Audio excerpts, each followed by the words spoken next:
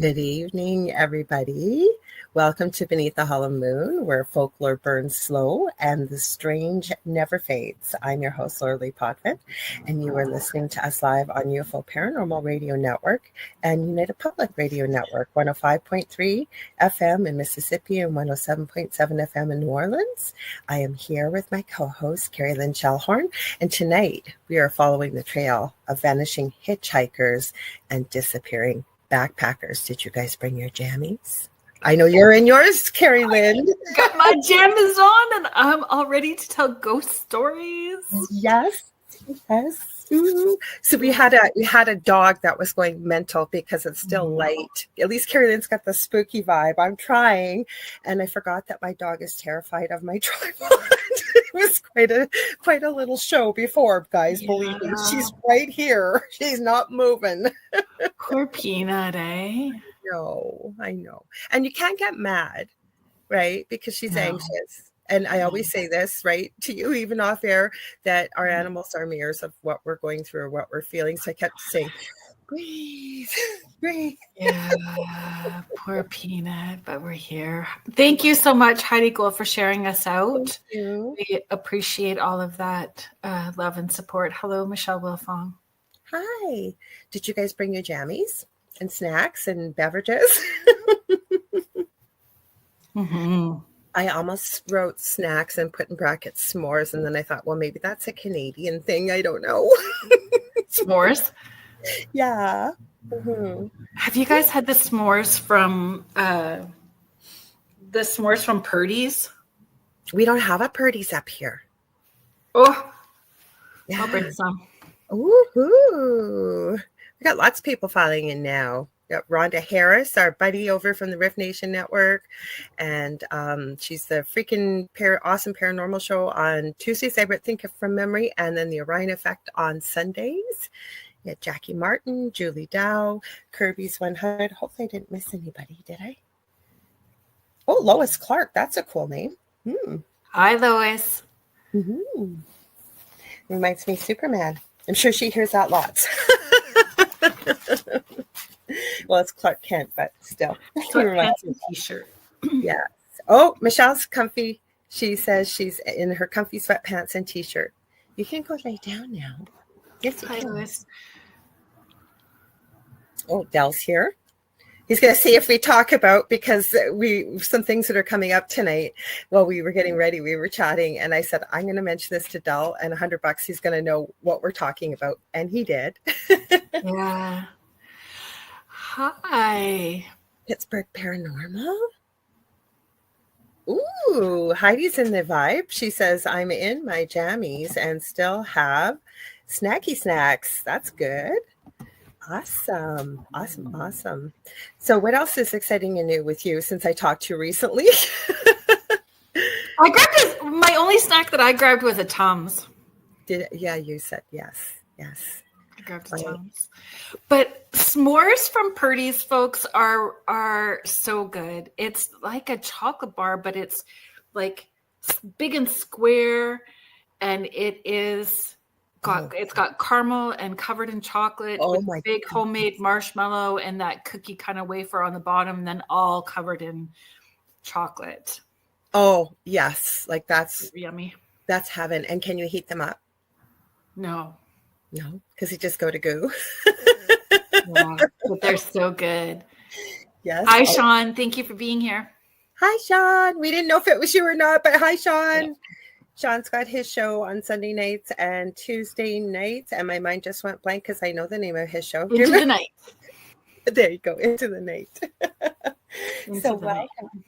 Mm-hmm.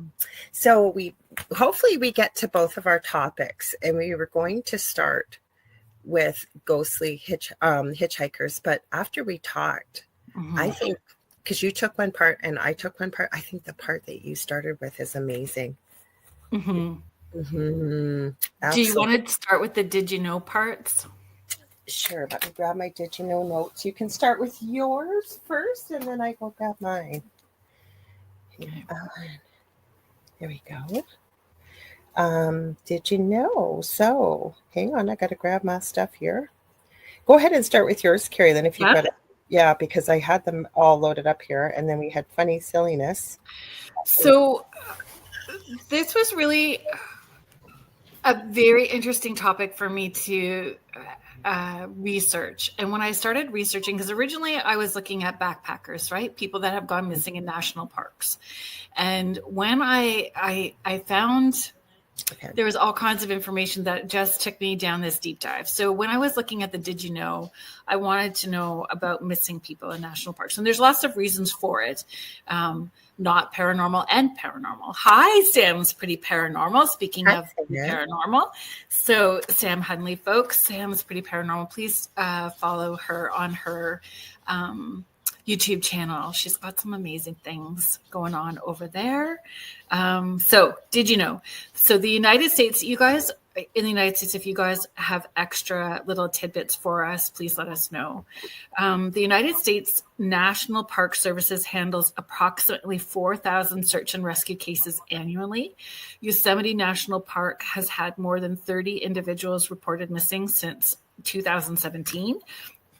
Grand Canyon National Park, over 1,100 people have been reported missing between 2018 and 2023. Mount Rainier, I mess things up, folks, so bear with me. And thank you for being patient. Maybe I'll just keep saying thank you for being patient. Okay. National Park, approximately 400 people have vanished since 1989 in that park. Great Smoky Mountains National Park, over 1,600 documented missing person cases between 1944 and 2010. But in Canada, they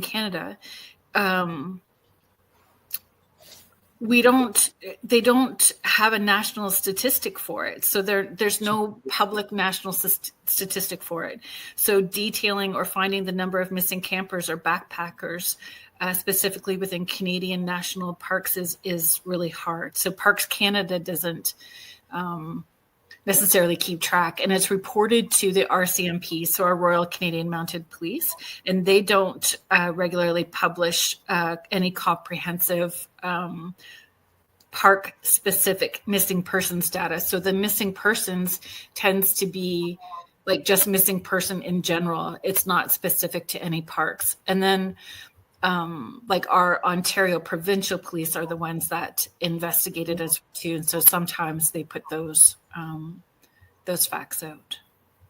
So when it comes to ghostly hitchhikers, and I went with a global phenomena, one of the interesting things that I hadn't seen, never mind the fact that no matter what you look up, it's constantly, doesn't matter if you use a search engine, even certain AI, whatever, they constantly call it a myth and a legend, which if you dig deep enough, and we have dug deep enough, there is physical evidence. Well, there is evidence caught on camera. But the Did You Know that I found, I didn't realize that in some of these people's reports, even if I think one was even caught on camera, that it was a famous one where they're leaving physical evidence behind. And these people look like real people getting picked up, asking to actually having communication, because there was reports too where people, they didn't communicate. Like you'd ask them a question, they just would stare straight ahead, get in the back of the car. One of the people that we both like that I found out lives sort of in your area, Selena Spooky Boo, she shared her own story where the girl didn't quite communicate and disappeared. Right. Yeah. But these people are leaving like sandwiches. Let me put my glasses on. I found that interesting because I hadn't heard that before. So they're leaving physical evidence, as many stories involve tangible items left behind, scarves, jackets, or books that later vanish or are identified by families of the living that were related to the supposedly ghostly hitchhiker that's been picked up. The other thing that was interesting, and this is the one I mostly saw, well, two, that there's also been reports of non-ghostly entities, like typical ghosts. Some of the hitchhikers come across as deities. They put like Pele with saints, Mother Cabrini, or even extraterrestrials, as noticed in a publication by the name of Western Folklore. And it says these variants suggest cultural interpretations of the unknown, amplified possibly by digital retellings. And Joe Montaldo, quit laughing at that. You can in here and tell us some New Orleans, French Quarter. No, Hitchhikers. we're not inviting Joe to come in and start talking now because he'll take over. I'm going to be hanging with the boys tomorrow night, as it is. Yes. And then the chat on Saturday night. So, of course, he's listening in last. Should we check this now? He's in the chat. He goes, what? I'm scared. You're interrupting my facts. The other one I was going to add to was when you've had an area that's had a major catastrophe, and we're looking at possibly Japan with the earthquakes and the tsunami. There were increased reports of ghostly hitchhikers getting into the back of vehicles, and they said at least 7 reports after the 2011 earthquake, but I think there are a lot more because I've seen a lot of video. Now people will say they're faked and what have you, but I don't know, they look pretty real. Oh, see, I read a book about the ghost experiences after the tsunami, and they treat the ghost fairs with respect. And there's a Netflix docuseries about it as well too. There's a Netflix specifically about the Japanese people having those ghost experiences, and they really do treat them with a lot of respect, right? Like they cover the fairs for those people. But Japanese and Eastern, like Asian culture, really has a different way of honoring even the living in generational family members, as well as they, from what I've seen, not every home, but a lot of homes in Asian culture have even an altar to honor the ancestors and to, even what I've noticed being a nurse is even living in Canada, that a lot of those traditions still have passed over, say, to North America. I can't speak for the rest of the world. And people are still bringing in their elderly and looking after them. And there can be many generations that they do that with. Yeah. Hi, Victoria, Astrolight Paranormal. Have fun on your investigation. Be safe. Look forward to seeing any evidence that you get when you're able to, or if you are able to share. Thanks for popping in and saying hi. You got Beck Girl 84 here. I haven't got my glasses on, and we're in the dark. We were trying to make it spooky, so I have my. You guys can't see. It's got little horns, the Canadian toque instead of That's so funny. That is so funny. So that's what Jay commented. We'll have to see what Jay's saying. He must, because I don't think we're getting all the Facebook comments here. Because Jay's commenting. Jay McNicholas. Oh, sir. I have no idea. This was his joke he made. I think were you there? It was, I think, last week. Remember, he said, "What's the opposite of Ontario, where we're from?" Ontario. Yeah, and that just came up as a notification on my phone. Now I have no idea why. That's funny. You like the spooky vibe? Well, that's cool. We were trying to think of doing something a little different, and we found out we do not live close to one another. We have matching jammies. Yeah, it's a little weird. Yes, just a little bit. Oh, good. So those were the. Michelle Wilfon, you did see the Netflix documentary. It was emotional. It was very emotional to watch, and I mean, so many bodies were not recovered, right? So I remember watching the tsunami.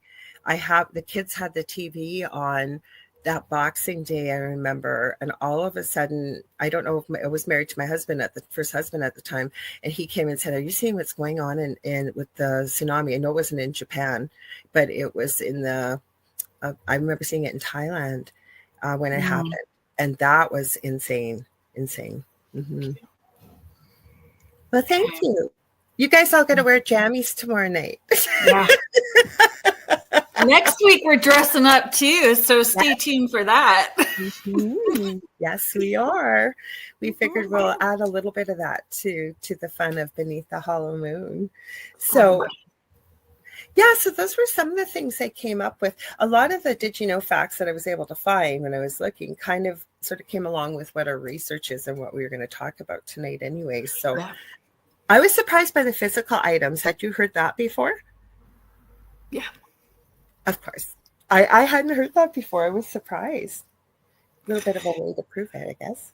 Are we going to start digging down into vanishing, disappearing backpackers? Because this was honestly, this is going to turn into another show at another point in time. You did most of the research on that, and it blew my mind what you were sharing with me. Absolutely. I'll get what that. Are you saying no to, Sean? Pajamas tomorrow night. Yes. Yes, I think it would be awesome. Unless it's a no pajamas. Oh God, no. God, no. I'm going to send this to me while you're on that video. Okay. So what I'm going to do is read it. I wrote it out for you guys in order for me to, we're just going to read some of this stuff for you.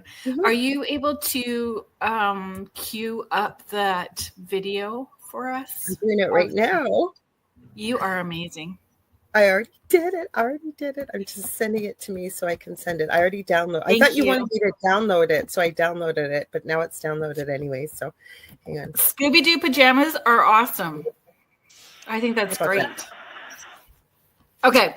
So what I found, we're going to talk about the Nahanni National Park Reserve in Canada's Northwest Territories. Have you guys heard about the Nahanni National Park Reserve? I know Dal did. So, which, you told me, Del will know what I was talking about. I said to you when you told me I hadn't heard of it, and I said, $100, I'm going to say this to him, and he was being, oh, sorry, that wasn't supposed to come up yet. It was supposed to stay off the stage. Anyways, I said, $100, he's going to know this. I've never heard of this stuff, and he heard his name called, and he had to stick his nose, and yes, he did know. Michelle Wilfong, I hadn't either. So once I started, it was, and I'm still not done. I purchased 2 books today, so I'm going to read more so we can do a whole segment about it. So the Nahanni National Park Reserve is in the Northwest Territories. So it is often referred to as the Valley of the Headless Men. And it is so steep with mystery, folklore, legend. So over the past century, numerous unexplained deaths and disappearances have occurred in this remote wilderness, many involving decapitations, unexplained fires, and eerie folklore. So it's also known as the Nahanni Valley. So legends of gold mines, lost gold mines, forgotten tribes, and high strangeness, including doorways to hollow earth. There's so much here, folks. Well, so, even the missing tribe, once you get into that, like all these things you said, I had no idea. I'll stop talking. You guys won't believe this stuff. It's like going to a different we're heading there. So the park is not easily accessed. It can only be reached by bush plane, boat, or a long hike through dense wilderness and rugged terrain. Nahanni National Park Reserve holds Canada's deepest river canyons, up to 1,200 meters deep. And they have geographical markers such as Deadman Valley, Headless Valley, Funeral Range, and Hell's Gate. So those are just some of the markers. So it is, it has been dubbed Canada's Bermuda Triangle. So historically, the region was home to the indigenous Dene people, who settled there 10,000 years ago. The Dene stories are the Nahanni, are in the Nahanni Valley, once inhabited by warlike tribe called the Naha, known for raiding the Dene settlements. And this Naha tribe mysteriously vanished from the Nahanni Valley, leaving behind no tales of their sudden disappearance. They just disappeared. The whole tribe just disappeared. That almost made me think of the Mayans when we were talking about this afternoon. I said it's almost like the same legend, but where did they go? Some legends suggest that the Naha were connected to the hairy giants that had a pale-skinned chiefess leader. So no trace of the Naha peoples have been found. The Dene stayed away from the valley because they considered it an evil place. So the giant, hairy, man-eating giants were called the Nakani, and they are said to dwell in their caves during the day and come out at night to hunt. Del says the little people are there, just to throw it in there where you're talking about right yeah, now. so little people as well too. So there is also unexplained lights, Bigfoot sightings, UFO sightings. There's theories of the valley being a thin spot where dimensions intersect and create an entrance to Hollow Earth. So this mystical, hidden, tropical valley with surviving prehistoric species like the mastodons and bear dogs. Have you heard of bear dogs before? That was all new for me, bear dogs. And that's what Del knew. I said, $100 I'm going to ask him. He'll know what a bear dog is. Yeah. So I'm under the impression like that. So potentially one big portal, timey-wimey, wibbly-wobbly stuff happening for sure. And then all of this, is there dimensional stuff? Is it timeline stuff? But this bear dog, what is so like a dire wolf or potentially like a dire wolf, but even bigger. Like that's the thing. Oh. Didn't you say their tails were 4 feet long? Yeah, I'm going to get there. Okay. So, I'm getting ahead of myself because it blew my mind the stuff you had. So this bear dog known as the Wahila, which was that name came into play, Wahila, with Ivan Sanderson, who was an explorer, studied high-strangeness, adventurer. He comes into this story a little bit. He was an eccentric zoologist is something else that I found out about him. So he kind of coined that term, Wahila. Is said to have gone extinct 8 million years ago, and it's believed to have supernatural strength and is responsible for decapitations. I don't think hellhound. I didn't get that vibe, but potentially. So let's play that video, and then I'll get into the stories. Okay, hang on. It's not very long, guys, so hang on. It's very short. One second here. There we go. Okay, hang on. Are you afraid of the Wahila, also known as the saber wolf? The Wahila stalks the cold forests of Alaska and Canada's Northwest Territories. Unlike its wolf cousins, this colossal white canine is a solitary hunter and is known for its gruesome habit of biting off the heads of its victims. Some believe it to be a surviving dire wolf from the Ice Age. Are you afraid of the Wahila? Sorry, go ahead. Yeah, so that was good that you found this video. Mm-hmm. So the Wahila is said to have been given its name by Ivan T. Sanderson. They say it's like a bear dog sort of creature. So Ivan T. Sanderson, how he comes into play is in 1960s. He's approached by a young mechanic from Philadelphia named Frank Graves. Frank Graves read Sanderson's book, Abominable Snowman, Legend Come to Life. And so he wanted to come to the Northwest Territories to investigate Bigfoot. And Sanderson hooked him up with 4 other people that also wanted to investigate looking for Bigfoot. They had a native Canadian person as a guide, helping them navigate because the terrain is incredible, right? So they navigate this terrain together. Mm-hmm. So where did they make? Oh, so they made base at this enormous waterfall called Virginia Falls. Mm. So it's very deep in the Nahanni Valley. And we look up Virginia Falls in the reserve. Like when you see the image of it, it's incredible.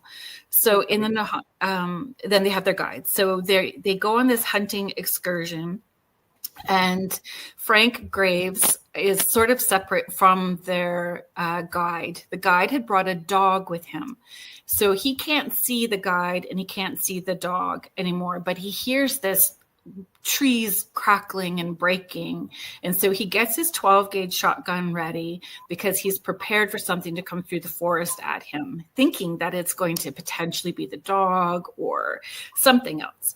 But what appears is this massive, massive dog, and it stands up on its hind legs. So he shoots the 12-gauge shotgun at this creature, and the creature just sort of shrugs it off like it was a fly and just leisurely just strolls past Frank Graves, right?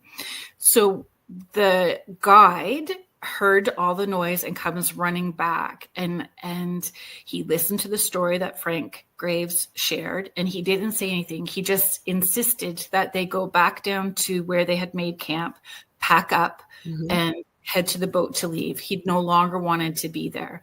Once they got back to where they needed to be, he explained that was a creature that is rarely seen. It is ancient and it is murderous. So second Ivan Sanderson's story was a letter was sent to Ivan Sanderson that claimed. I found it. Do you have a picture of the fall? I found a picture of it. Yeah. Yeah, it's kind of a cool picture. Do you want me to pull it up? Or it's up already. Look at that. Here you go. That's why I picked this one, because you can see it, but the falls, it looks like regular falls. It's beautiful. This website is Nahanni.com. It's a blog, and this one is called Our Guide to Nahanni, but I was looking up the falls and look at the rainbow. Falls. Yes. Like it literally looks like when you see it from overhead, like using a drone, it almost looks like an indentation, almost like it's like almost like a portal in a way. And that's only one of them. There's more. Like there's it's incredible. See, people are in a boat below. There's some of the falls. Oh, that's interesting. That one, Nahanni River Adventures. Yeah, it does look magical, doesn't it, Sam?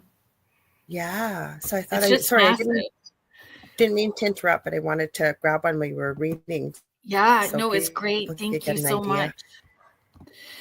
So back in October 1970, while this man was visiting Moosonee, Northern Ontario, those of us from Ontario will know Moosonee, he heard tell of this creature from a Dene native who claimed to hail from the Nahanni country. So the Dene were terrified of these monsters, and the man said that this monster, this bear dog, are impossible to kill. They look like this massive husky, but larger, bigger than, kind of akin to Saint Bernard is what the report was, with an 11-foot long body and a 4-foot long tail. So the rear portion of the body slopes away in the manner of a bear, and the head appears to be low slung, flattened, and has a broad muzzle, and the colors range from brown to white. So here's where there's just more, folks. There's just more to this.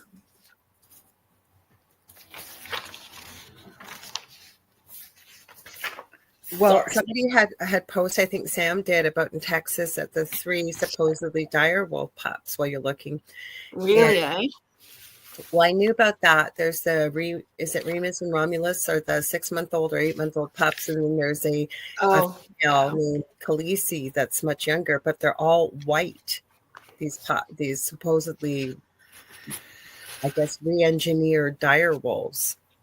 So, because it makes me ask too with these creatures. Yeah, if they're basically not invulnerable to anything, you can't kill them. What happened to them? Like, why did they suddenly, like, they seem to be way, way, way back from the past, yet there's still legend of them. Did they just go underground? Did they go? That's what I think. Mm-hmm. That's what I think. So here comes the weird, where we're pulling it into. Bye, Sean. Bring your Scooby jammies tomorrow night. He said he's going to wear Scooby-Doo jammies. Perfect. So here's where these backpackers, gold miners, hunters, people that have entered into the Nahanni National Park Reserve go missing. So we're going to start all the way back with Willie and Frank McLeod from 1908. It says 1908. Yeah. So in 1906, the McLeod brothers ventured into the Nahanni Valley seeking gold. 2 years later, their headless skeletons were discovered near what's now called the Headless Creek in Deadman Valley. Mm-hmm. The cause of their decapitation remains unknown, only speculating more fear. And they had a companion that was with them as well, too. So there was the three of them had gone looking for gold, and he's never been found. So the brothers were found, but they're with no heads, and the companion was missing. Martin Jorgensen in 1917, a Swiss prospector. So Jorgensen established a cabin in the valley in 1917. His cabin was found burned to the ground, and his headless body was near the cabin. Circumstances very similar to the McLeod brothers. So similar stories. In 1926, a woman named Annie Lafferty in the valley near Flat River got separated from her hunting party. So she got lost in the wilderness and she just disappeared. Several months later, an Indigenous man reported seeing Annie climbing a rock face naked, seemingly out of her mind. And as far as I know, I didn't find any reports of her being recovered. Like there was no reports of her being recovered and supported. So then we get to this fellow named Yukon Fisher. So I don't know what his first name is. So Yukon Fisher, 1927, an outlaw and part-time prospector. Fisher fled to the Nahanni to escape the Royal Canadian Mountain Police, and he was later found decapitated in a burned-out camp. So just adding and fueling to the story, right? So Phil Powers, 1931. Powers became another victim when his campsite was discovered consumed by fire, and he was also found beheaded. So the pattern of burn shelters and decapitations just keep persisting. There was an unidentified miner in 1945. So a miner from Ontario was found dead inside his sleeping bag with his head missing. So the identity has remained unknown and his death remains unsolved. David Horsey and Frederick Hardesty. So this is more recent, from 2005. I mean, if we're talking like 1908 is where we're beginning the stories, this comes up to 2005. So in a more recent case, experienced outdoorsmen Horsey and Hardesty died under mysterious circumstances. The men went to stay at a friend's cabin along the North Nahanni River, June 12th, 2005. The friend who owned the cabin went back 4 days later, only to discover that the men were missing. Food was still in the cabin, firearms in the cabin, and there was no sign of where they had gone. The RCMP were called. They searched for a week and concluded that there was no foul play involved. Later, it was reported that firearms had been discharged in the cabin. So on June 27th, David's body was found 3.7 kilometers away from the cabin, and he was found with burns on his hands and arms. And that area had already been searched many times, and the body hadn't been found in those previous searches. Then on July 8th, Fred Hardesty's body was discovered floating in the North Nahanni River, 20 kilometers away from the cabin, in an area also previously searched multiple times. So all of these, like, that thin spot, UFO sightings, Bigfoot sightings, unexplained sightings. There's so much mystery attached to, and they call it like Canada's Bermuda Triangle, that particular area. Del just put that he says there's a river there that has a small island in the middle. Supposedly there is a treasure there, but anyone that enters the island does not come back. So the original Willie and Frank McLeod from 1908, they say that their gold treasure is somewhere there, still waiting to be found, that they did have treasure and had their treasure, and no one has been able to find it. So that could be what you are referring to, Del. Hammer. Just as I can tell you in a second, Marie. Yeah, Marie was asking about the books, I guess. Yeah. So I'm going to try and pull up this picture here as we're talking. Okay, no, I don't want your... Goodness gracious. They want to send you everything when you open a web page. No. Hang on here. Yeah, there's... That's as big as we're going to get with this picture, I guess, because I'm talking to myself. So the first one... Hi, Michelle Plummer.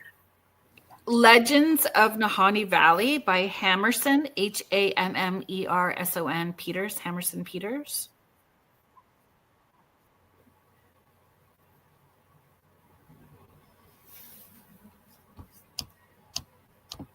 Sorry, I'm looking.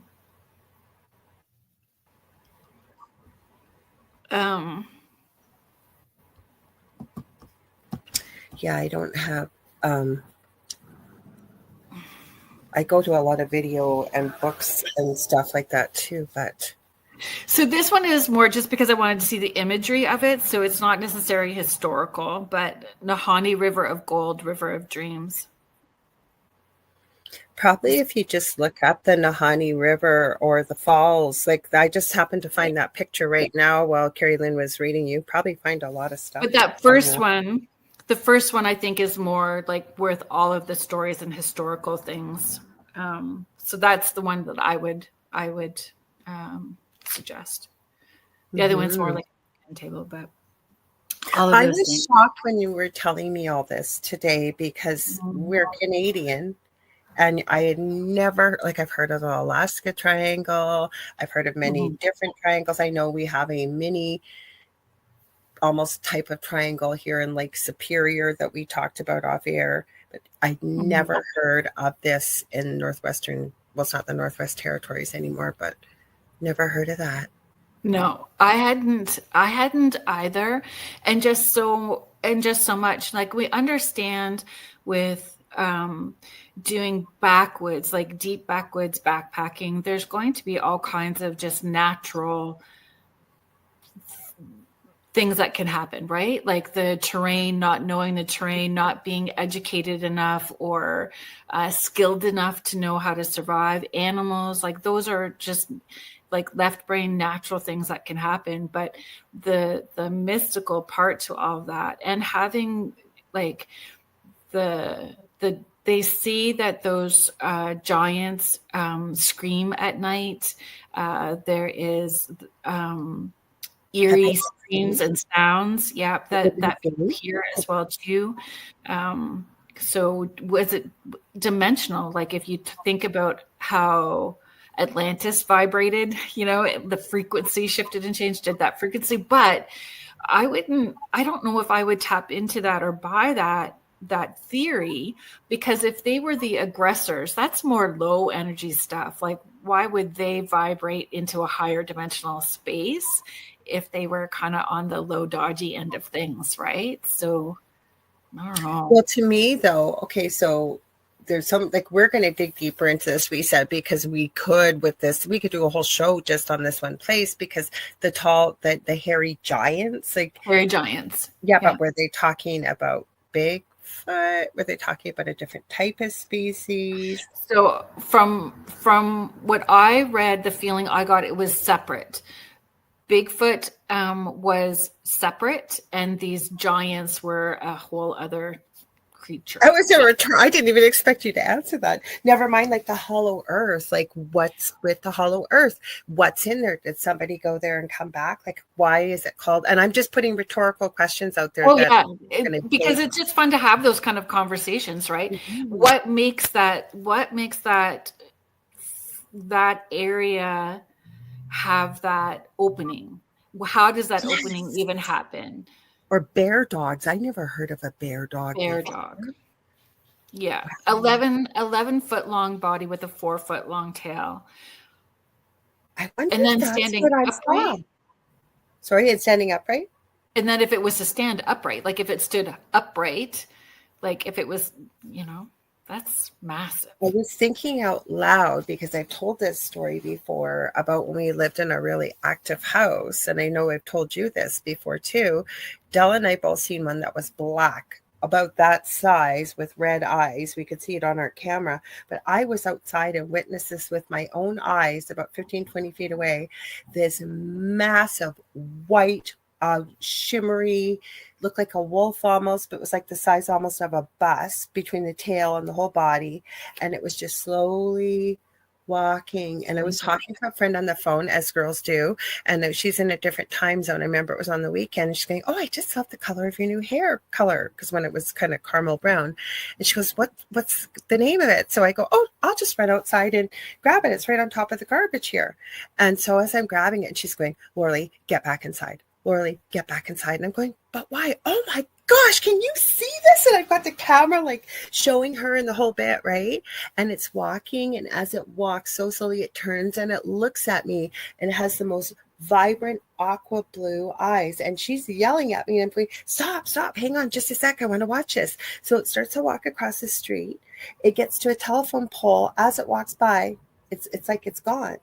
And finally, okay, fine, I'm going inside. I said, "What was the big panic?" And she goes, "You didn't hear all the growling and snarling?" I go, "No." And my son, my oldest son at the time, was awake still. He was in his bedroom. He didn't know what was going on. And he even yelled from the bedroom, "Hey, Mom, what's going on?" He goes, "I just heard a whole bunch of growling and snarling and stuff." I didn't hear it. But it was this big white beast of a dog. I don't know if it's the same. It didn't stand up, but that's so dimensional. You're lucky you still have your head. You're lucky you have hair to color. Yes. I was mesmerized by this. I'd never seen something so I couldn't believe she couldn't see it. Like, we were live on video chat, and I turned I'm going, "How can you not see this?" Like, it was so incredible. So I'm lucky I have a head. Lucky you have a head. That the bear dog didn't decapitate you. But why the decapitations and fire? And and this is between 1908 up to 2005. So if it was a person, if there was people or peoples that were doing this, there would have to be a copycat along the way. If we're left brain thinking this, then there's that. This just has such a weird vibe. What animal does that even? Like, if the bear dog, it's reported, decapitates its prey, if you will. Well, it's not really prey because it obviously sounds like the bodies were still there of some of them, but the heads just ripping the head off. It's like playing like an orca with a seal. We're just gonna play with it for a while, and then the fire. Why the fire too? Like that. Mm-hmm. I have so many questions. Mm-hmm. Have you guys heard in the chat? Have you guys heard about any of those? Have you heard about that? Any of those stories? And all in one spot. So at one point, Michelle Wilfong is sharing, we have hikers lost, missing every year here. But everybody's going, wow, that I was seeing as you were reading and saying, this is crazy. Like that, Michelle Wilfong, that's crazy. Sam's pretty paranormal. Oh, wow. Like, people have been, and some people, I think if I saw it, said they had never heard of a bear dog before. Sean thought maybe a hellhound. I think you might have saw that, but. Mm-hmm. But maybe I'm not necessarily feeling, but I would love people's opinion or thoughts on it, like that it's actually something that is from hollow earth, but they're saying it's prehistoric and it's potentially coming up from or part of hollow earth. But then you get people that don't even believe the hollow earth exists, right? Yet I've seen reports of people and a picture. Now, again, I know we always got to be careful in this day and age with AI and everything, but of an actual ocean with a lake in it as they've gone quite deep into the earth, or even underwater really deeply too. So there's a lot of stuff. Oh, Sam says she's definitely going to be researching this. Yeah, it would be up your alley. So it's like Canada's Bermuda Triangle, the Nahini National Park Reserve in the Northwest Territories. And that's just that one park that has all of those different disappearances. So, this isn't, disappearances with other, like once I started on this one, I didn't look at any of the other parks either for their because we hear about the other ones, so like Yellowstone and all these other or things. just even like in Canada. But I did find this fellow that has Bigfoot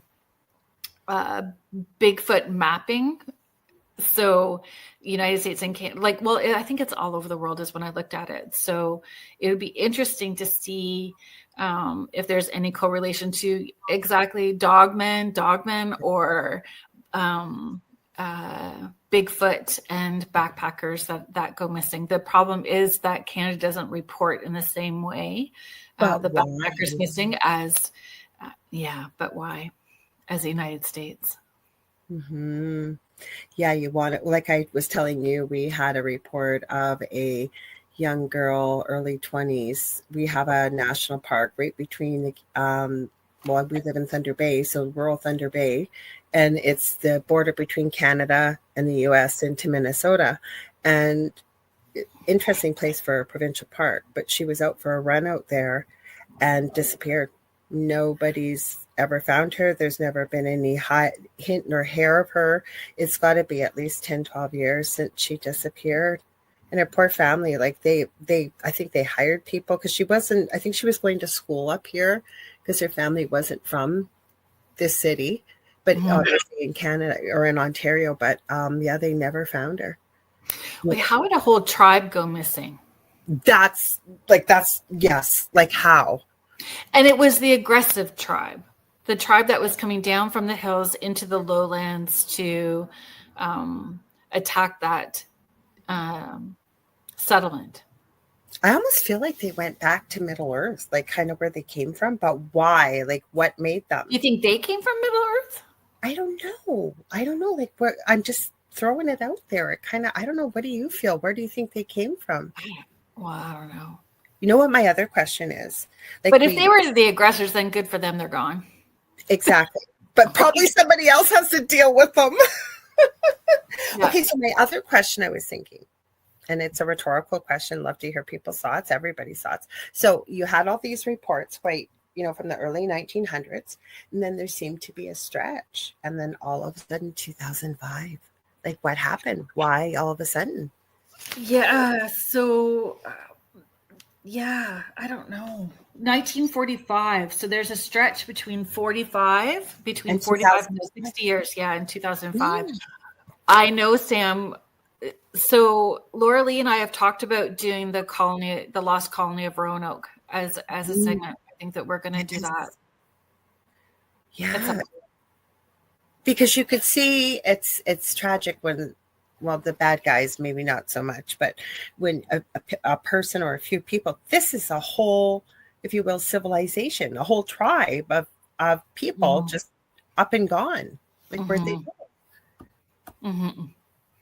And like those stories when just came to the forefront first before the UFOs, before the Bigfoot. And when we are talking about high strangeness and ghost stories and those paranormal encounters, unexplainable, UFO and Bigfoot are usually top on the list, right? We're usually getting those stories first, and it wasn't in this park, which I found fascinating as well too. Like I'm just blown away. Well, actually, Del talked to me about it after we got off the phone, and he was because he's worked in the bush quite a bit, as he had shared with you, and he was saying how you'll hear from biologists and geneticists and zoologists that it's not possible for bear and wolf DNA to commingle and create, if you will, progeny. And we were talking about possible origins of this bear dog, and I said, right. Well, how do we know too that maybe some scientists in different parts of the world weren't messing with the genetics? Now, it's been around forever, or did it come from off planet or something, that this species was created through an experiment almost, maybe? Let's mix things up in the petri dish and see what happens. Because then we got into other cryptids. We had an interesting conversation because, look at, and again, just a theory in what you see, but even just Plum Island, what you hear and what you see coming from out of there. Now, I'm not saying that's where the bear dog came from, because it was around much earlier than anything like this existed. Well, and why would we feel that we know all of the species that exist? I agree. Yep. Maybe there's things that we don't know of yet. That's weird. If it really is part bear, part dog, kind of spliced together. I don't know. But they're calling it bear dog, but other people are saying like that dire wolf, right? Well, I still have questions. I know we talked about this off air before too, with the dire wolves and other people that I know you could have this conversation with off air. Why would we say that the dire wolf is pure white? Right? These are the ones that we've seen recreated. Then I have questions too. I know I'm getting off track. I promise I got back on track. No, that's okay. Okay, with the dire wolf, and they said it was a close call between the dire wolf and the woolly mammoth. But who are we? Because every time I've seen humanity think that we know better than Mother Nature, we don't. And the thing is, the woolly mammoth existed, for example, in a completely different time than what we have on this planet now. Like, what does it eat? How does it commingle? Is it like regular, elephant species that actually form families and close bonds? Like, where do you put a beast? And I don't say that disrespectfully, but where do you put something like that when it came from a completely different time? Yeah.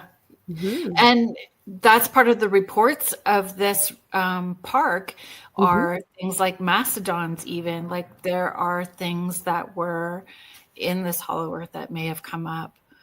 That could have been too. Yeah. Sam, I wonder, is that who's going to be on? Is that it? The comment? Yeah. Is that the guest on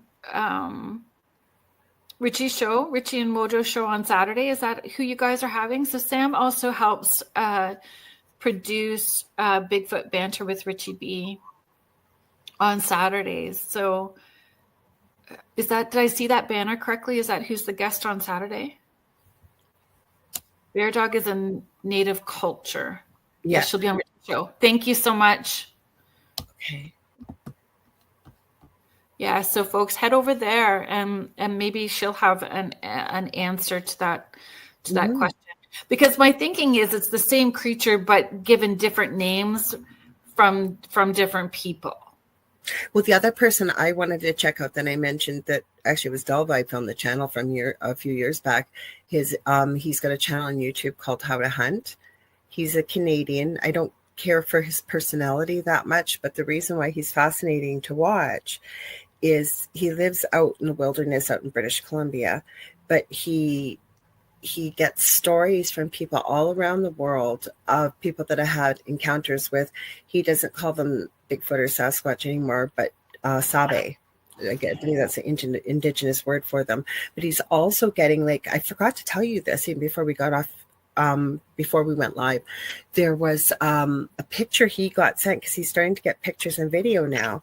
This thing looked like a tree know me type of thing, huge, fierce. Like, I'm wondering if he's gotten people writing in about these bear dogs. It'd be interesting to go through and see if he has something like that. So I would look at bear dog and wahili at the same time, because all the same right? Same creature. So which cultures are saying which name too? I'm curious about. Mm-hmm. I don't know. But I mean, and those are just, I'm sure that there's stuff that's not even reported in that area, right? Mm-hmm. Do you know much about Hollow Earth? I don't know much about it. I haven't dug deep into it, just sort of from what you see from, potential myths and legends, certain stories that have been out there and what have you. There's those the green kids that showed up that supposedly came from Middle Earth. There's a story about them. Have you heard that story? No. My brain went to like Lake Superior Provincial Park. So the provincial park along Lake Superior is pretty magical too, like Bigfoot sightings. Talking about Sibley? Pardon? I think there's a few. Are you talking about Sibley, the one that's about an hour and a half outside of Thunder Bay, if you're going towards the Sioux? So Lake Superior Provincial Park, right? It might have been renamed that. I knew it as Sibley, but it was renamed, I think. It's not Lake Superior Provincial Park anymore? No, I think it used to be Sibley. I think that is the new name of it. Del, if you're in the chat, let us know, because I can't remember. Mm-hmm. Yeah, there's lots of places to hide for sure. But I know like Lake Superior, like the provincial park and all those areas along there has the same sort of weirdness attached to it. So is it the Indigenous connection? Is it points on Earth that hold mystical energies for a reason, that it's anchored, like points to connect us all together? So is it like a compass, right? Like anchoring us in places? Like Lake Superior Provincial Park has all the same sort of kind of stories, but I've not heard Hollow Earth connected to it. But there is that triangle in Lake Superior as well too, in the water. Well, the Hollow Earth, the story I've heard, and if you look it up, people, depending on what search engine, they're going to say this was myth, this was legend. But I dug into this a few years back, and it was a story, I believe, don't quote me, but I think it's from the early 1900s. These two children that were completely green colored, and they did not speak a language anybody had ever heard, just seemed to appear. And the little boy passed away, I think, because they couldn't eat the regular food at first. But the girl grew up and was able to learn to speak English and stuff, so she could explain where they came from. And I believe she said from Hollow Earth, like Middle Earth, and was able to explain the green color and the whole bit. Like, it's a really fascinating story. Interesting. Yes, it was Sibley. Del said it's now Lake Superior. I figured, yeah. So we're talking the same park. It used to be called Sibley, and they changed it to Lake Superior Provincial Park. Okay. Thank you, Sparky's Idaho Paranormal. Sam's Breeding Paranormal. Please read, because it's interesting. Talton. If I mess up words, folks, so Talton bear dogs were found mostly with the Talton Indians in the Pacific Northwest Territories in Canada, but they traded their dogs with many other tribes around them. These same small, shorter-haired dogs were also found in the southwestern Indian groups of America. Ooh, thank you. Yeah, as soon as you said Lake Superior, and I was thinking about, that's why I asked Del if you're in the chat, can you look it up? Because it was always known as Sibley Provincial Park. And then probably about 15 years ago, it seems, maybe 20 years ago, they changed it to Lake Superior Provincial Park. Really? Mm-hmm.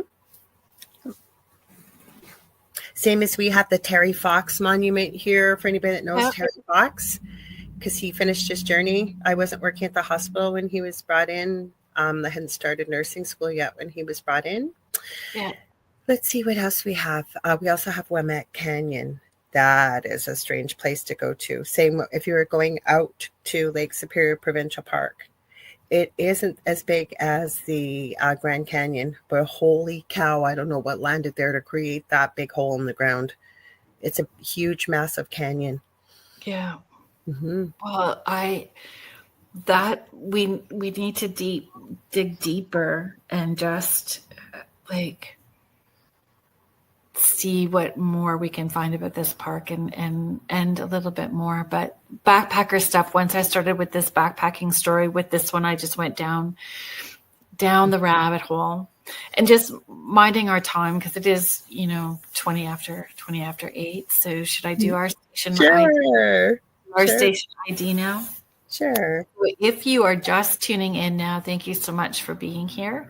You are listening to Beneath the Hollow Moon with hosts Kerrilynn Shellhorn and Lorilei Potvin, and you are listening to us live on the United Public Radio Network and the UFO Paranormal Radio Network, 105.3 in the Gulf Coast and 107.7 FM in beautiful New Orleans. And tonight we are going down the trail of vanishing hitchhikers and disappearing backpackers. And we just finished talking about the Nahini Provincial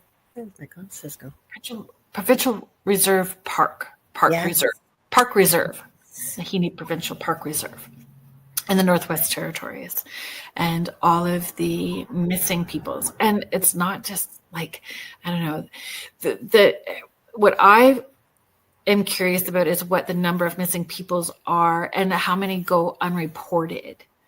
So we heard about those ones because their stories were so tragic, right? And terrifying, like decapitations and burns. So how many are still missing in that? Well, I thought you were going to go down, because I was more drawn to the hitchhiker phenomena, and you, not that we both weren't drawn to these topics, because we were, but I have heard about the phenomena of people that are in a park, or kids, and somebody just goes a little bit around the corner and all of a sudden they're gone. They've disappeared. And then you get into a bit of a conspiracy about what's happening. Why are these people missing? Like, there was nowhere for them to go. It's like they literally... I let brain go serial killer right away. I just go serial killer. But there's conspiracy too. A lot of conspiracy. Lot that happens around supposed underground military bases that are close to some of these parks where this is happening. Is that what Dell was talking about? No, I know that. He might have been. No, he was talking about this park you were talking about. Well, he said that there are military bases near all provincial parks. I believe it. Yeah. And he was talking about HARP. I think he put it higher up in the comments, HARP, and there was something else that was supposedly close to. Yeah. So what's going on? One of these days, I'm sure we'll dig into even the Antarctic, because he could do a whole show even on that. Like, what's going on there? Why can't you fly over? Yeah. I don't know. But it's crazy stuff for sure. What did you find? Unless you want to keep talking about this. I'm happy to. A lot of people have heard about this phenomena of basically ghostly hitchhikers. And I was sort of taking a global perspective on it, taking a look at what's the different legends and lore. And Japan, for some reason, and you touched on this briefly at the beginning of the show, and then you were talking, I didn't even know about the Netflix series, and I think that's a wonderful thing that, that it's been picked up as a documentary, if you will, like movie, and shared about that. That's, I think, is a wonderful thing. But like, for example, I was looking at regular occurrences around the world. There's one here I have that I will pull up, but I'll start with what I have here. Give me a sec, because I pulled up one of these that's quite common. So I basically put out in the search, what can you tell me about ghostly hitchhikers from different parts of the world? So ghostly hitchhiker stories are global phenomena blending local culture, history, and fears into tales of spectral travelers who vanish from vehicles, often leaving a chill or clue behind. I respectfully disagree, because there's been a lot that's been caught on camera long before Photoshop, long before anything like it, because they referred to it in the one part of a lot of the research. These urgent legends rooted in folklore reflect universal themes of loss, unfinished business, and the liminality of roads as spaces between worlds. Now that's interesting. Hang on. So some of the research that I was looking at was cultural significance or any details. But even before we dig into that, you and I had an interesting conversation about this, because depending on where you go, and I'll cover some of these in the next few minutes, but is it, and we'd love to hear your thoughts too. Hello, Kasoon. Glad you got up to join us because it's middle of the night over in Sri Lanka. Is it a thing of grief? Is it a thing of revenge? Is it like a residual haunting? That it's an energetic signature because of the tragedy that happened, because it's usually a car accident or something along those lines that we see. Do they not know they're dead? True. That's the other one. Do they not know they're dead? And so there was many stories, and I'm just going to go through some of them from around the world. Mexican and Asian cultures make stories and have a day that, yes, we know that, but thank you for the reminder. We've got Barbara, right? I saw Barbara. Hi, Barbara. So some of the things I came up with. So there's in North America, Resurrection Mary in Chicago, USA. It's one of the most famous ghostly hitchhikers. Resurrection Mary haunts Archer Avenue near Resurrection Cemetery. She's a young woman in a white dress. Why are they always in white dresses? I don't know why they're always in a white dress. I will not be in a white dress, folks. Nope. They're gonna. I'm not gonna be buried. I want to be cremated. So So Resurrection Mary, the story goes that she's often picked up by drivers after a night at the Willowbrook Ballroom. She's silent and soft-spoken, and she asks to be dropped off at the cemetery, vanishing as soon as the car approaches the gates. That actually reminded me of the episode that's like that, sort of, in Supernatural. I don't know if you've seen that episode where it's a woman that shows up, but she's kind of murderous, and she wants to be brought to this particular home. And then you find out why, because she had taken the lives of her 2 children. And I guess she was cuckoo, and I'm not being disrespectful, but long story short, it was up to Sam and Dean to right the wrong and to send her back where she belongs. Gotcha. So they're saying this Resurrection Mary is linked to a 1930s car accident victim, as well as Polish-American immigrant communities and tragic love stories. So then we have the girl on the curve, and this is in Spain and the USA. And it's interesting because I keep thinking of the woman in white, La Llorona, because it's always this woman weeping, right? She's not a ghostly hitchhiker, but I've seen lots of video, lots of stories. But this one is called The Girl on the Curve. It's known as La Chica de la Cuerva Curva in Spain. This legend has a North American cousin. The driver picks up a young woman, often in white, who warns of danger or gives an address before disappearing in the U.S. She's tied to tragic accidents, like a girl killed on a highway curve. In St. Louis in the U.S., drivers report a hitchhiker leaving a message about cherishing life. So that's one. In Hawaii, it says Hawaiian Pele. A non-ghostly variant involves Pele, the volcano goddess, who appears as a hitchhiker to test kindness. I like that, actually. Oh. The drivers who pick her up are rewarded. Those who ignore her face misfortune. Often an old woman or a young beauty, she vanishes near volcanic sites. This reflects Hawaiian values of hospitality and respect for the divine. That was interesting. There's a few. Pretty interesting too. So there's lots of stories like that of even in Snow White. Is it Snow White? No, Beauty and the Beast, where they come to the door, ask for help and don't get it, and then they're cursed. Right. Well, I kind of went with a global perspective because we've all heard of the vanishing hitchhiker or hitchhiker stories. So it's interesting to hear. There's a few. Go ahead. Do you think that those stories start as urban legends to put fear into people just so they'll be good, or is there some factual history to that, and then it takes off from there? I don't know, because is it people talking about it, a belief? And carrying on and building into something physical. I think some of it could be, but to me, I think there's some truth. Like most people, there'll be people that'll tell a story just to get attention. But like we talked about this, sometimes there's material things left in the back of, say, a cab. And the cabbie's got a camera and he's catching this. Not everybody's going to be telling a story like that, making it up, right? We got to obviously think, like Michelle Wilfong says, some stories are embellished. Yeah. But here's one that was caught on camera. Hang on, I'm going to share it right now. I have it loaded up. Okay, so terrified. I'm going to pull it up over here too. So give me a sec. So this is the picture of what was caught. Hang on. I got a million different. Hey, Stephen, your ears burning? We were just talking about you not long ago. Hi. So, thanks for being here. Okay, hitchhiker.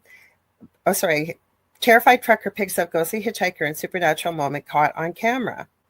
So this trucker was part of a convoy driving through a region of Argentina when he spotted the woman at the side of the road, who was later seen clinging to the back of his rig. And this is the picture, I guess, that they caught. So she's on the back of his truck right there. Or I can't tell you how many countless people, not necessarily, it's not a hitchhiker getting into the vehicle, but they're on the side of the road. It's usually truckers that see them. Have you heard of those? I have a story. Well, please tell. I'm gonna take after we watched the video. It was just a story. Like I won't get into the major story. I still got lots of stuff. If we get to it, we get to it. If we don't, we don't. So it's not actually a driving story, but it took place in a parking garage, actually. Mm-hmm. So I was going to park on, I think it was like the third level. We were going up to maybe second level, but I had my kids in the car, or it was a van. Mm-hmm. So I had the kids in the van, and we were going up, and you go around, you go slow, right? You're going slow up those parking garage bends up into the next level. And so we got up into the one, and as we got there was a girl that looked like the girl from The Ring, the white dress. She had white dress on with dark long hair, and it was all forward. You couldn't really see her face, but she looked like a little girl. So, like, she looked maybe 10 to 12 years of age, just like looking down at, and I screamed, and we were at the peak of the bend to get onto that next level, and I slammed on the brakes and yelled, and all of the kids were asking me what I was yelling at, and I'm like, do you not see what I just saw? I almost hit this ghosty girl in the parking garage. Oh, like why did it was gone? I screamed, and then it was gone. That's so creepy though, because they're always in white, or they look like The Ring, like the girl from The Ring, right? With the long, black, creepy hair. And it was just like around dinner time. So it was still light out. It wasn't dark out. It wasn't in the winter. It was through the summer months. Oh, I believe you. Like, not drinking, not doing drugs, not under the influence in any way. Stressed out single mom with a bunch of kids. Not watching horror movies like that at that point. I mean, I love horror movies and I'm okay, but watching horror movies, but I wasn't at that time because the kids were small. And yeah. I think you brought up a good question. Thank you for sharing that story, because that is creepy, and I believe you that you experienced that. But the thing I know I did. Oh, I know. I believe you. But I think you asked a good question, because that's what kind of annoyed me with some of the research, especially if I used anything on the internet, was, well, it's an urban legend. Well, then, like I say, we have to take into the odds of people. There are going to be people that are going to tell stories for attention. Yes, that can happen. But not every single story is a cry for attention. Never mind that even when you go back, like I prefer to even look at video back in the day that's caught on a camera that's not as easily manipulatable as I'm trying saying that word 5 times fast, than it is nowadays. Like right nowadays, you got to question everything. Like Michelle was saying last night on her show, and she's right, like 3 and 4 and 5 and 6 times, and look in different sources. Yeah. So how are people catching these experiences on cameras in their vehicles? And I mean, some people might be good actors, but I've seen some people's faces when they look back in the rearview mirror, and the person's gone. Or that Selena Spooky Boo story, that was really intriguing. Mm-hmm. I know that when I, after that experience, I asked around and tried to research to see if there was an accident, some unaliving, anything from that area. But I never found a story that would help me understand why that experience happened in that particular location. And I wasn't doing sessions. So it wasn't like I had a session prior that day or that week or coming up that spirit showed up in that way ahead of time. So I don't know. It was a pretty random thing, but it shook me for sure. And then I was scared to park in the parking garage every time I went. Yeah, I was going to see it again. And Selena's, is that what she goes by? Selena's Spooky Boo? Yeah. I have the video saved if you want me to play it. It's not that long. Yeah, I think it would, because it goes along with the story. And my question too is, a lot of times it's raining. So the stories of the vanishing hitchhikers, there's rain involved. So, you know, does thunderstorms, lightning, any of that play a factor? That static energy, does that build up and open up a door? Is the person who's picking them up kind of energetically sensitive, so their light is shining bright, so those spirits are attracted? How does that work? Mm-hmm. Well, we agreed that obviously, even on a paranormal investigation, if there's thunder and lightning and a lot of rain, you do seem to get quite a bit of activity from the extra energy that's there. But what my thing was, and you're right about this, these are all good questions to ask. Like, why are we seeing this phenomena? Like, and I told you a story that I'd come across that, and I didn't save it. I wish I would have, but it was a gentleman who had just asked the love of his life to marry him. And I think this was back in the 60s, and they were on a highway. They got into a car accident, and unfortunately she lost her life. And around the time of the accident, every year, I think it was Easter actually, people started reporting picking up a woman, a ghostly hitchhiker, in the back of their vehicle. And I forget where she would ask to be brought, but by the time they looked back in the rearview mirror, she was gone. And then very sadly, as the story went, and apparently this is this guy's true story, it was 1984. He lost his life in a car accident himself, and the woman never appeared again. It was like they found each other in the afterlife. Mm-hmm. Like, that's a tragic story. Mm-hmm. Absolutely. Well, Sparkus, you enjoyed those tacos. That's what my son ordered for himself and his girlfriend. So they're downstairs having tacos right now. Oh, good. Now let's hope it's thank you. Don't forget to hit that like button. Thank you very much for that. Okay, I think I got her story uploaded here. So hang on. Let's hope it's going to go full screen. It usually doesn't want to when I try to get it to. So we'll hang on, guys. We'll try this. Give me a sec. And I last time I tried this. So she is in Ontario as well too. So yes. Oh, it did. Well, pretty full. Okay, so do you want me to play it? She's on TikTok. She's hilarious. She has the strangest stories, and she's just paranormal things. She's lovable. She hangs out with Call Me Chris. They're both Canadians and besties. Mm-hmm. So I can play it. Is it on the screen right now, Kerrilynn? Yep.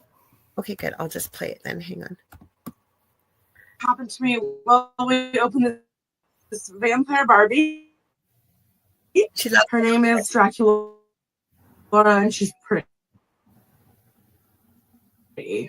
Out of high school and as a teenager, I started working. It's got some delays. Does it?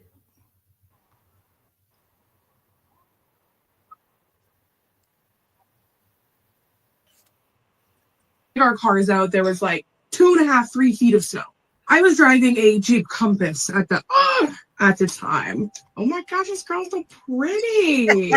Everybody was taking the 401, but I was way too intimidated by that, thinking that everybody was going to go too fast and I was going to take the back roads. Weird idea. So here I am. It's just about to start getting dark. It's kind of that weird purple time. I'm in this stretch of area that's between the towns, and there's just trees on each side when I notice something up near the road. I'm peeking at it down, and I noticed that this is like a full person. Not only was it a person, but it was a young woman. Being a young woman myself, I was a little nervous because I could tell that she wasn't wearing a coat. I'm about 50 meters away at this point, and I can see that she has her thumb out, and she is hitchhiking. Now, let me tell you, it is -5 outside. It is snowing like crazy. This girl is standing on the side of the road with like black motorcycle boots on, ripped up, pretty much jean shorts, with a flannel around her waist and a black tank top. She actually looked like this character from Coven. Wow. Being a young woman, seeing her on the side of the road, immediately I started to pull over. I kind of missed her a little bit as I pull over, and I can hear her crunching through the snow as I put down my window to come to my passenger window. She leans into my window like this and looks at me, and I say, "Hey, do you need a ride into town?" She does nothing. I say, "Is something wrong? Do you need a ride into town?" She nods her head, and I say, "Jump in." I thought that she was going to get into the passenger seat in the front, but she goes and opens up the back door. She gets into my back seat, and I move my rear silent and wickedly weird. So I look at her in the rearview mirror and I say, "Hey, are you from around here?" She shakes her head no. We're driving along thinking maybe she'd say something back, but she didn't. So I said, "Do you need some help?" She looked at me eye to eye in this mirror and didn't make any movement with her head. Simple conversation about the weather, but the one thing I can tell you is she never answered anything I said with her voice, only a shake or a nod of her head. We were getting into town, and I went to look in the rearview mirror. I was staring out front, and I said, "Do you want me to take you to the police station?" And I looked in the rearview mirror, and I didn't see her.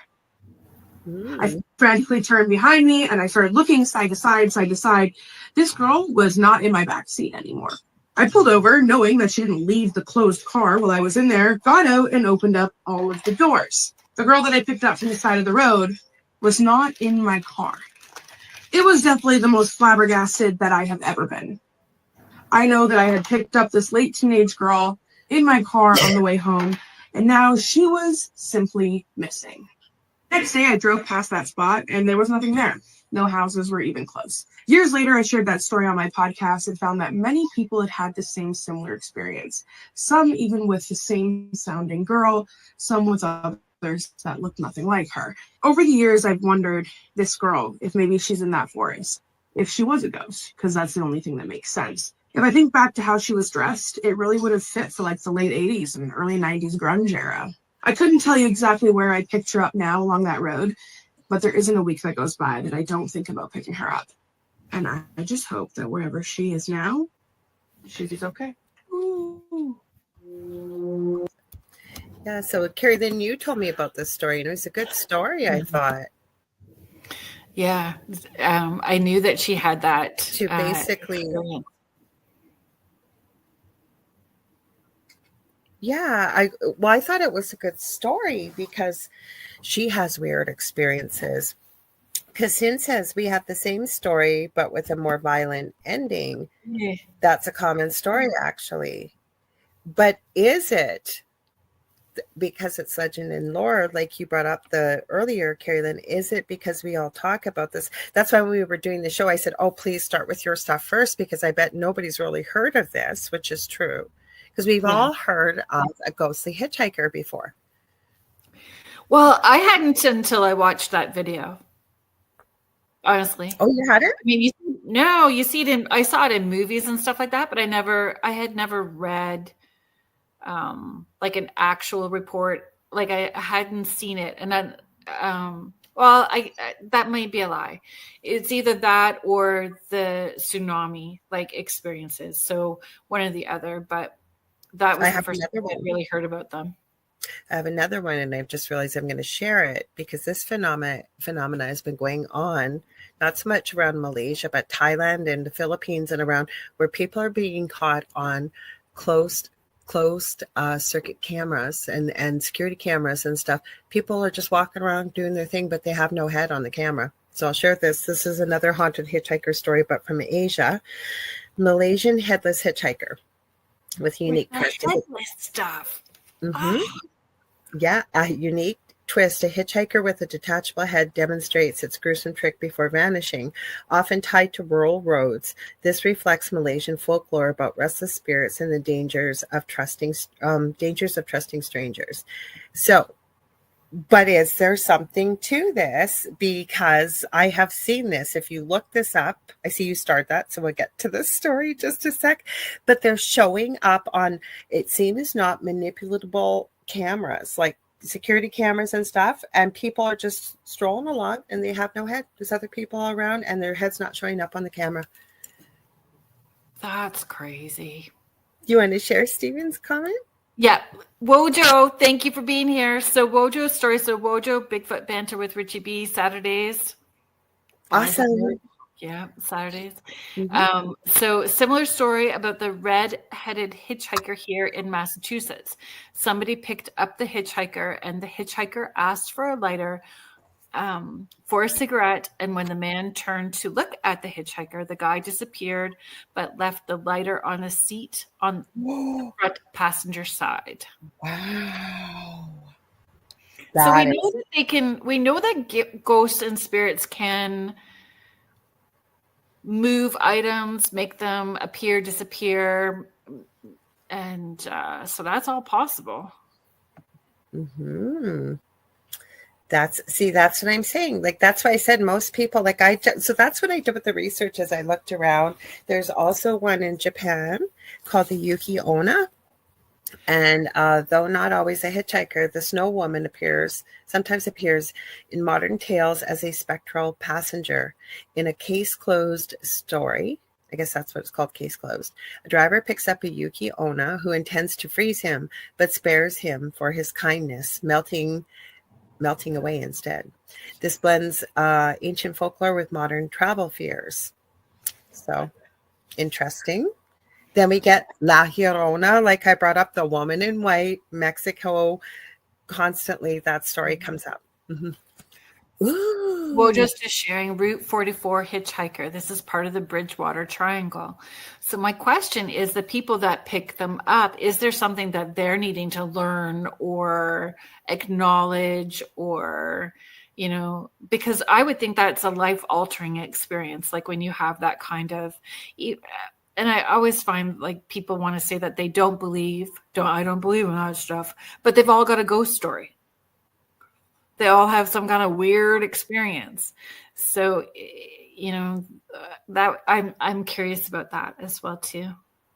Well, never mind. Like I say, the same thing, right? I always say I don't bring up the paranormal or what I do when I'm, especially in a group of people, but invariably, especially usually if there's a glass of wine or something involved. I don't drink that often, but people loosen up a bit, and then somebody mentions something spooky or weird, and then somebody else joins in, and then before you know it, the door gets gently nudged open, and in 20 minutes the door is kicked open wide, and 90 to 95% of people, even if they don't believe in it, they've had high strangeness or something happened they could not explain in their life. Sam is just sharing. So Sam's Pretty Normal is sharing. There is one here in North Carolina at Lydia's Bridge in Jamestown. She needs a ride back home, and you drive her, but she disappears when you get to her home. Interesting. Yeah, there's lots of stories and repeated stories. Yes, so this phenomena, it appears globally with a little bit of a twist around the story. Yes. Now, it's not a tulpa, but you know what I mean, a collection of energy in the way of history, stories, beliefs, people talking about it, and, the energy building, if you will. So is this something that manifests physically? Is it truly just legend and lore? Is it people that need to have that experience, that they're going to learn something from it? Mm-hmm. There's so many different reasons. Trauma. Yeah. Grief and trauma. And where Wojo is sharing as well too, that Bridgewater Triangle. So it's similar to, this energetic hotspot with other high strangeness, right? So does one push the other one to be more prevalent? Is like dominoes. We have this, so then this, so then this, like one more thing happening after another, right? You know what? One country that didn't come up in my research, but there's got to be some story, is Russia. Oh. That didn't come up. I just realized that now. That really did not come up. Interesting. Interesting. I wonder why. Did Australia come up? I would think Australia. I don't know. Let me take a look. I thought I had seen that. No, it didn't. So there's a South African one, Germany, Austria, and Italy, the UK. But no, I did not see anything in the way of Australia. And I did quite a bit of research. This is just sort of, I put it all together in one little package here. But no, so Australia, and that's basically an island. So why did we not hear about? So usually Mish is here from, or Jody. I know my friend Jody. So they're from Australia. We could ask them if they had any stories. Hopefully they'll let us know if they're watching the replay, maybe. Let us know. Do you have stories about these phenomena? So when I was out with my friend Jody, we were out doing we do the Pioneer Cemetery crawl through the summer months. We do investigations at the Pioneer cemeteries. And we were going down this road and it was quite a steep road with a big bend. And she said that road around the bend is known to be haunted, where somebody's standing on the side of the road and people see this person standing on the side of the road. And she didn't say that they were hitchhiking, just that they were seen. But we didn't have that experience that night. We got some great comments for sure, Chernobyl, but I agree, Chernobyl, Stephen, but we're just talking about the hitchhikers, right? Yeah, but that's a good idea. Like, because if you're going to find high strangeness there, it's got to be in Chernobyl. Or I like what Vet Girl said. I wonder if anybody ever picked up the same ghostly hitchhiker multiple times. I would wonder that too. It sounded like in Japan they were.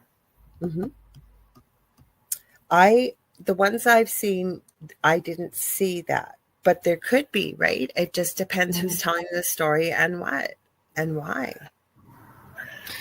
Yeah, I don't think I printed them out, but yeah, asking if they were dead. I've read reports of those of those ghost fairs. Asking if they were dead, or leaving things in the car for sure as well too. But yeah, it's sad though. We know, like we've said this every week. We could just touch on this story and come back in a year and dig even deeper and deeper. There's so much to dig into. I just wanted to share what Kasoon said, because he lives in Sri Lanka.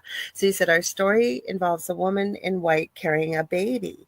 She hitchhikes, always sits in the back seat. After a while, the driver realizes that she's, that's terrible, biting the baby's neck. On rare instances, the driver, I'm sure he's going to add more. That's morbid, because oh my goodness. Are we just about ready to get to I know he'll type the other part, but we have our research. Do you want to do our listener story, our listener submission? Thank you, everybody. Sorry, go ahead. I was just going to say thank you, everybody that's been sending your strange story, haunted story, ghost stories, high strangeness. The unexplained, we appreciate it. Thank you so very much. We do. And now it's starting to get dark, so I really can't see. So I'm losing things in the dark here. Okay, this is our reader submission. Give me a sec. I have it ready. Okay. So, hi, Kerrilynn and Lorilei. I thought I'd share a couple of things that happened to me. I've had many experiences. When I was visiting with my friend at her parents' home in British Columbia a long time ago, her mom began to share stories and photos of strange occurrences at their home. At the end of the evening, we could see our shadows on the wall as we walked by from the dining room to the living room. I held my arm up, and you could see my bones in my arm from my elbow down. It baffled everyone, even me. My friends put their arms her mom asked me if I was a twin. I said no. My friends put their arms next to mine, but my shadow was different. Just at this home, it was.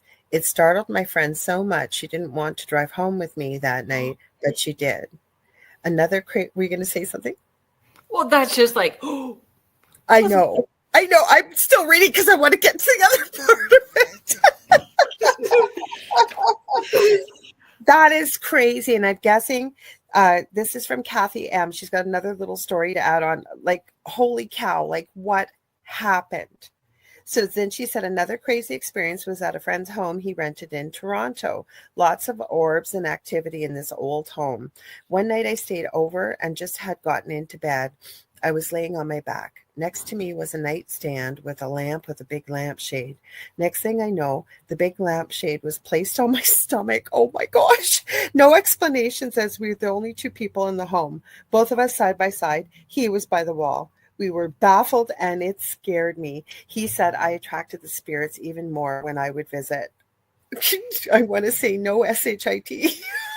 Sherlock, holy cow. Holy cow. Holy cow. Thank you for sharing, Kathy. That is crazy. Thank you. How would you even see your bones like that? And everybody else, it sounds like, witnessed it too. So yeah, it wasn't everybody saw it. Mm-hmm. How is that possible? And why? I was going to ask why. Like, why would you see that? That is just crazy. So could she shift her timelines? Could she be like wibbly wobbling in and out somewhere? A weird little portal that opens up like Doctor Strange? Open it up to move through? How's What that I'm going to say, she's probably a lot more powerful, and I don't mean that from an egotistical perspective, but from manipulating energy and being able to do things with it that she probably doesn't even realize. That would be my thoughts. Mm-hmm. So the little part to Kassoon's story. So apparently the driver notices that the woman in white is biting the baby she's carrying neck. And he said then the driver sometimes dives into the police station freaked out. Or drives into the police station freaked out. When the cops open the car, the woman has vanished and the driver had a heart attack and dies right there. Oh my gosh. That's morbid. Yeah, that is a more violent story for sure. Mm-hmm. Mm-hmm. Wow. Yeah. I'd be okay if the hitchhiker was like going to leave snacks in the car. I don't need a cigarette or a lighter because I don't do any of that. But if they wanted to leave me snacks in my car, I'd be up for that. Oh, Greg Cost says I need an alert. I don't want, so I don't miss your show. Thank you. Hit that notify me bell. You hit that notify me bell, and you'll not miss a show again. So Wojo says there are reports in Canada, England, Sweden, and South Africa. We didn't even get to some of the stories tonight, but I really, like after Kerrilynn told me the things that she shared with all of you, I went, holy cow, we got to do that part first for sure. Absolutely. Oh, sorry, I'll take that down. Oh, that's okay. I put it up there and forgot to take it down. So you guys, we're just about, we got like just a couple minutes left, but we want to tell you, please stay tuned for the second night of the Outer Realm with our amazing station manager and fellow UPRN host. We joined her for her birthday last night on the first night of the Outer Realm with Michelle DeRoche. So second night tonight, she's got a great guest, and she's also doing Beyond the Outer Realm, I think on Tuesdays. Yeah, we got lots of new shows coming for you guys. Mm-hmm. Yeah. And we have the Don't Whistle at Night on Sundays with Dawn Yazzie and Dan Yazzie, not related. Sundays at 4 p.m. Eastern. And if you guys want to share, if you want your story, do you want me to read that? Sure, I can. And you want to do the teaser, or what do you want to do? And the wind.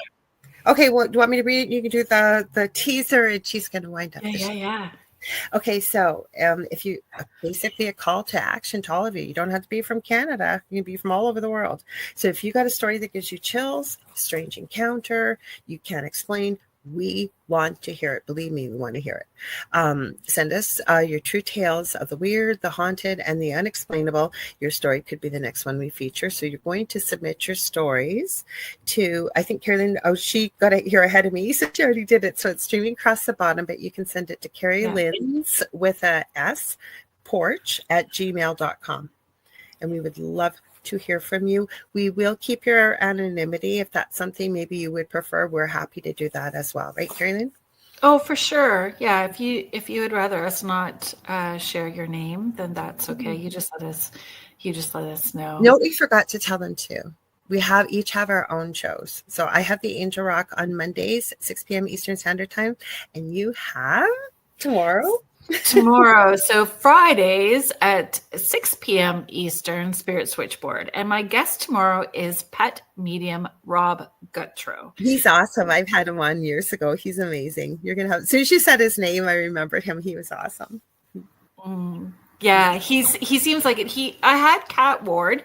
So Kat Ward is a fellow UPRN host as well too. So the Paranormal Heart podcast, and he was a guest on there. And when I had Kat on my show, he popped in the chat and was talking, and he's like, "Hey, can I come on?" For sure, come on. Everybody would love to connect with him. So no, he's awesome. You're gonna have a great show tomorrow. You always have a great show. Thank you. So next week, guys, we are going to be talking about the mysterious mine shaft creatures. So you've not heard of the Kentucky goblins or mysterious mine shaft creatures. Tommy knockers.